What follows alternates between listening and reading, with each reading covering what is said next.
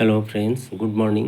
দেখো বলছে একটি পরিমিতি অঙ্ক, পিএসসি এসএসসিতে আসা অঙ্ক। বলছে 1200 বর্গ সেমি ক্ষেত্রফল বিশিষ্ট একটি আয়তাকার জমির দৈর্ঘ্য 40 সেমি হলে তার কর্ণের উপর অঙ্কিত বর্গক্ষেত্রের ক্ষেত্রফল কত। আমরা ধরি, এই যে দেখো ছবি, তার দৈর্ঘ্য হচ্ছে 40, প্রস্থটা আমরা ধরে নিচ্ছি এক্স।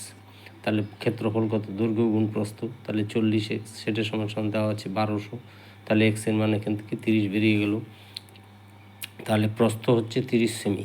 তাহলে দেখো কর্ণের দৈর্ঘ্য কী হবে? ভূমি স্কোয়ার প্লাস লম্ব স্কোয়ার, তার মানে দৈর্ঘ্য স্কোয়ার প্লাস প্রস্থ স্কোয়ার রুট ওভার। তাহলে দেখো অতিভুজ স্কোয়ার ইকুয়াল টু লম্ব স্কোয়ার প্লাস ভূমি স্কোয়ার, সেই হিসাবে কর্ণের দৈর্ঘ্য হচ্ছে root over 40 square plus 30 square, তার মানে 1600 plus 900 equal to root over 2500, তাহলে বর্গমূল 50। তাহলে বর্গক্ষেত্রের ক্ষেত্রফল কী হবে? বাহুর স্কোয়ার, বাহুর দৈর্ঘ্য স্কোয়ার হয়, তাহলে 50 স্কোয়ার হলো 2500। তাহলে অঙ্কটি খুব ভালো। তোমাদের ভালো লাগলে লাইক, কমেন্ট, শেয়ার করো, অন্যকে দেখার সুযোগ করে দাও। ফলো করতে ভুলবে না কিন্তু।